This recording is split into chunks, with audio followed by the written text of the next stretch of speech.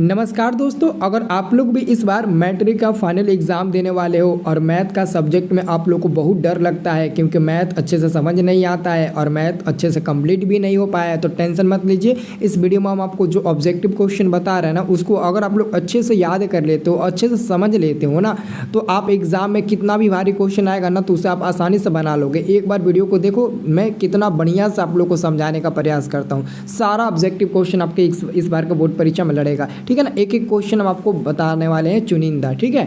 देखिए आपका दोस्तों पहला नंबर क्वेश्चन त्रिकोणमिति से है, फार्मूला है और ये एग्जाम में 5 बार अब तक पूछा गया है। फार्मूला है दोस्तों 1/sin थीटा का मान क्या होता है। 1/sin थीटा बराबर, तो आप सबको याद रखना है 1/sin थीटा बराबर होता है आपका कॉसेक थीटा, ठीक है ना।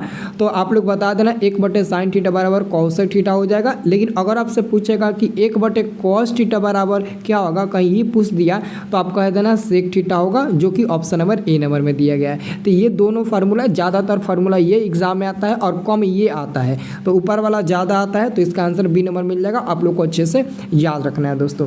अब देखिए अगला क्वेश्चन का आंसर काफ़ी लोग गलत दे देते हैं। देखिए क्वेश्चन आपका है दूसरा नंबर, सेक बी गुणे कॉस बी। देखिए सेक बी गुणे कॉस बी, हम लोग एक फार्मूला याद किए हैं कि अगर कॉस थीटा और इंटू में सेक थीटा रहेगा ना, तो उसका मान 1 होता है, ये फार्मूला से। तो अगर दोस्तों थीटा के जगह पर अल्फ़ा आ जाए तब भी उसका मान 1 ही होगा, और थीटा के जगह पर अगर बीटा आ जाए तब भी मान दोस्तों उसका क्या होगा, 1 ही होगा।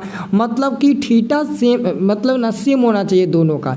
जैसे कि ई आपका बी है तो ई भी बी है, दोनों बी सेम है, इसलिए इसका आंसर 1 मिलेगा।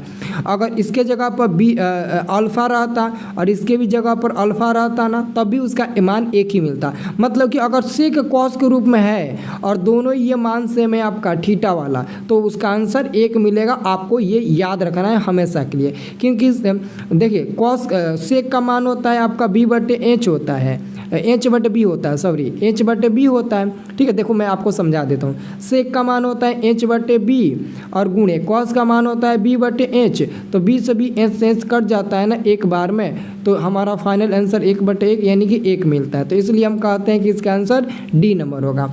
और आपका तीसरा नंबर दोस्तों क्वेश्चन है कि यदि थीटा तथा फाई पूरक कोण है तो इसका क्या आंसर सही होगा। देखिए पूरक का मतलब होता है कि दोनों का योगफल 90 डिग्री, मतलब कि थीटा प्लस फाई का अगर योगफल 90 मिल जाए ना तो वो पूरक हो जाएगा। तो ये बताइए कॉस कट जाएगा तो थीटा बराबर फाई हो जाएगा, तो क्या ये आंसर होगा, नहीं होगा। 80 नंबर में देखिए साइन कट जाएगा तो ये भी बराबर हो जाएगा, तो ये भी नहीं होगा। डी नंबर में tan कट जाएगा तो फिर दोनों बराबर आ जाएगा, तो ये भी नहीं होगा। तो जब ए नहीं होगा, सी नहीं होगा, डी नहीं होगा, तो अब बचा कौन है आपका, बी नंबर, यही आपका आंसर हो जाएगा।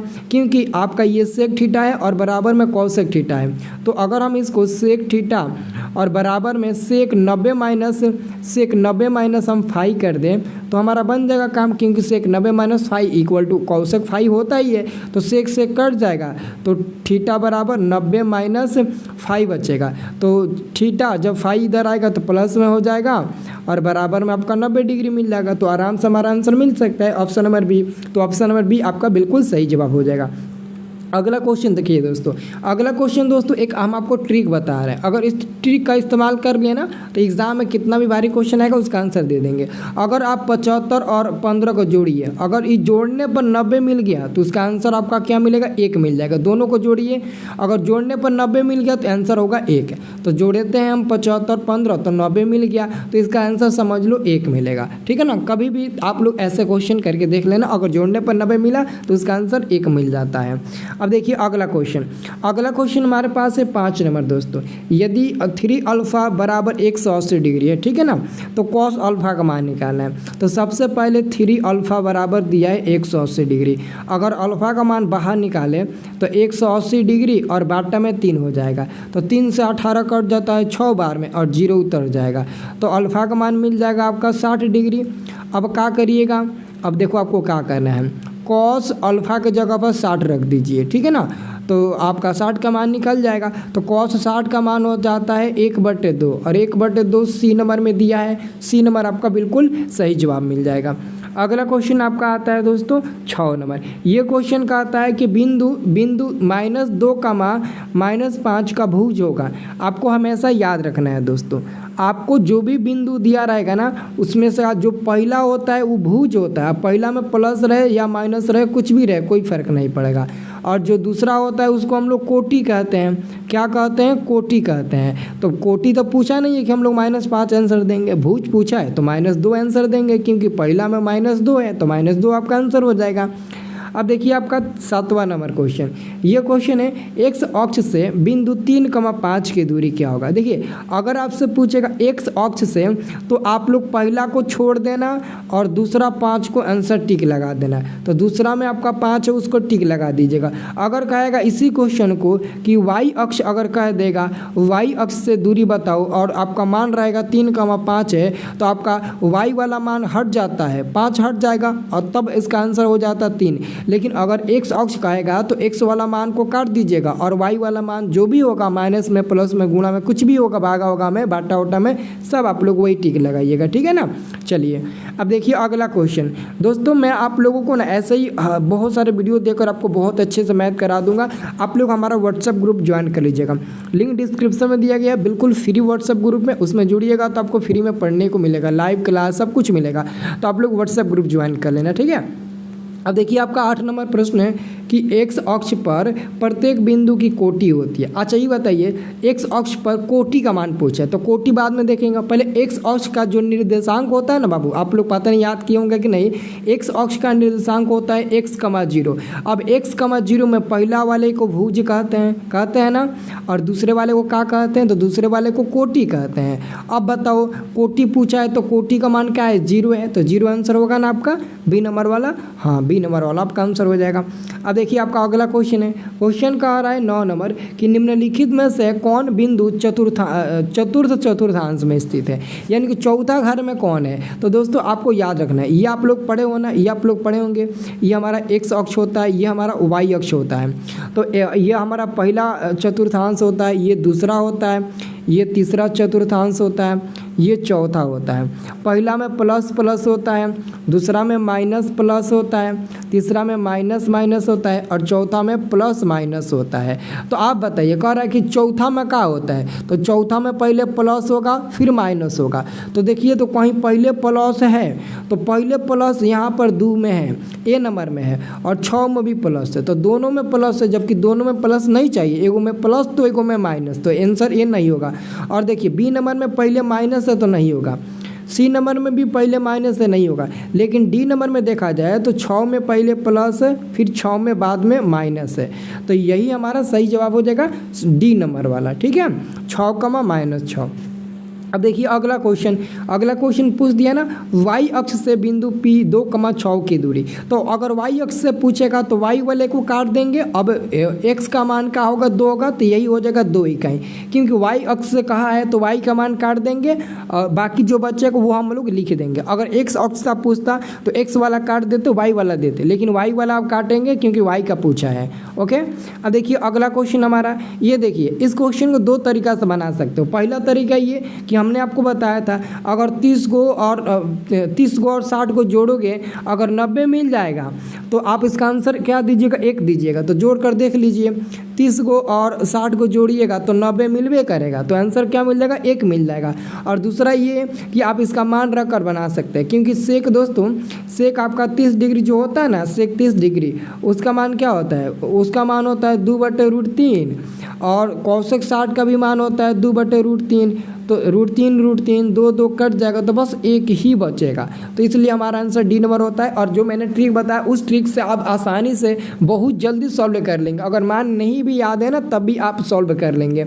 अब देखिए अगला क्वेश्चन हमारे पास है, ये इस क्वेश्चन को बनाना पड़ेगा क्योंकि ये क्वेश्चन अलग तरीका से पूछा गया। ये क्वेश्चन पूछा है ये क्वेश्चन यदि थीटा बराबर 90 डिग्री, देखो थीटा बराबर 90 डिग्री दिया है और cos square theta minus sine square theta, तो कुछ नहीं करना है, कॉस स्क्वायर थीटा की जगह पर 45 डिग्री रखेंगे माइनस साइन स्क्वायर और थीटा की जगह पर 45 डिग्री। दोस्तों मैंने जो ट्रिक बताना वही ट्रिक इस्तेमाल होगा, लेकिन बात यह है ना कि हर जगह प्लस गुणा भागा रहता है तब एक होता है, लेकिन यहाँ पर आपका माइनस, अगर बीच में माइनस है और दोनों को जोड़ने पर 90 मिल जाता है तो फाइनली उसका आंसर 0 मिल जाता है, एक नहीं मिलता है। एक क्यों नहीं मिलेगा? क्योंकि बीच में माइनस है। अगर बीच में माइनस नहीं रहता प्लस रहता ना तो निश्चित उसका आंसर 1 मिलता।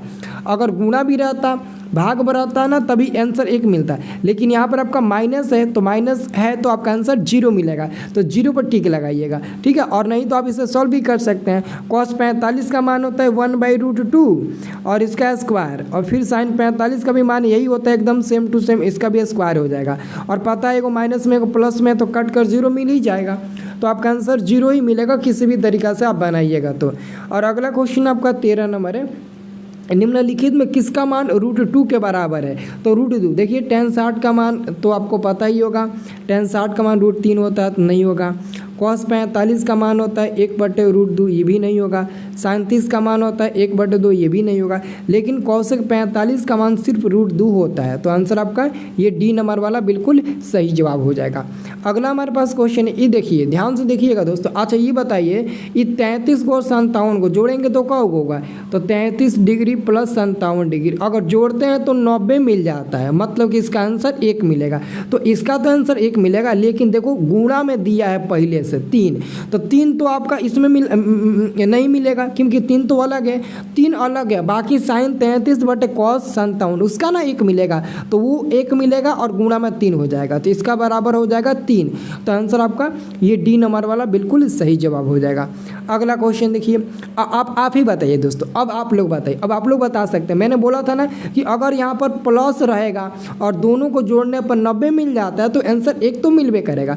अब sine square 45 degree plus cos square 45 degree, दोनों को 45 जोड़ेंगे 90 मिलेगा, 90 मिलेगा तो आंसर 1 मिल जाएगा। और दूसरा फार्मूला ये कि आपको पता है sine square theta plus cos square theta बराबर 1 होता है, तो थीटा बस सेम होना चाहिए, तब आप इसका आंसर मिल जाएगा 1। और तीसरा तरीका ये है कि साइन 45 का कॉस 45 का मान रखो, फिर भी आपका आंसर 1 ही मिलेगा। तो 3 तरीके से इस क्वेश्चन का आंसर आप बता सकते हो। तो 1 हो जाएगा माइनस में 2, 1 में से 2 गया -1 जो कि सी नंबर में दिया है, तो सी नंबर वाला आपका बिल्कुल सही जवाब हो जाएगा। अगला क्वेश्चन 16 नंबर है, सेक 90 माइनस थीटा, तो सेक 90 माइनस थीटा बराबर में कॉसेक थीटा हो जाएगा। ऑप्शन नंबर ए आपका बिल्कुल सही जवाब हो जाएगा, आप लोग को याद रखना है। अगला क्वेश्चन हमारे पास है कि tan थीटा बराबर x, तो सेक थीटा बराबर क्या होगा? आपको पता ना दोस्तों, सेक थीटा का एक फार्मूला होता है, क्या होता है? अंडर रूट में 1 प्लस tan स्क्वायर थीटा, शायद आपको याद होगा। हाँ, तो 1 प्लस tan थीटा का मान x है, तो x लिखेंगे, स्क्वायर है तो स्क्वायर दे देंगे, मतलब कि ये हमारा मान देखो कहाँ पर दिया है, ऑप्शन नंबर सी में दिया, तो सी नंबर आपका बिल्कुल सही जवाब हो जाएगा। ठीक है, अब देखिए दोस्तों अगला क्वेश्चन, अब देखो आप ही बताओ, ये दिया है साइन फाई गुने कॉस फाई, तो साइन फाई रहे, थीटा रहे, बीटा रहे, गामा रहे, साइन रहे, ए रहे, बी रहे, डी रहे, कुछ भी रहे, हमको कोई फर्क नहीं पड़ता है, बस दोनों का मान सेम होना चाहिए। अगर ई फाई है तो ई भी फाई होना चाहिए, अगर ई अल्फा है तो ई भी अल्फा होना चाहिए, बस हमको इसी से मतलब है और कुछ से मतलब नहीं है। तो मान डायरेक्ट इसका 1 मिल जाएगा, कैसे? क्योंकि साइन का तो मान हो जाएगा p/h गुणे कॉसे का मान हो जाएगा h/p, तो p से p कैंसिल एक बार में, h से h कैंसिल एक बार में, बचेगा 1/1 यानी कि 1 तो आंसर मिल ही जाएगा। तो इससे फार्मूला बन गया आपका। अब देखिए अगला क्वेश्चन, साइन अल्फा बराबर 15/17, तो सबसे पहले दोस्तों साइन अल्फा बराबर 15/17 दिया है, यानी कि साइन का मान होता है आपका p/h, तो पी एच का मान 17, पी का मान आपका दिया है कितना? पी का मान आपका दिया है 15। तो जब आप बी का मान निकालिएगा तो फार्मूला तो आपको पता है, अंदर रूट में h square minus P square.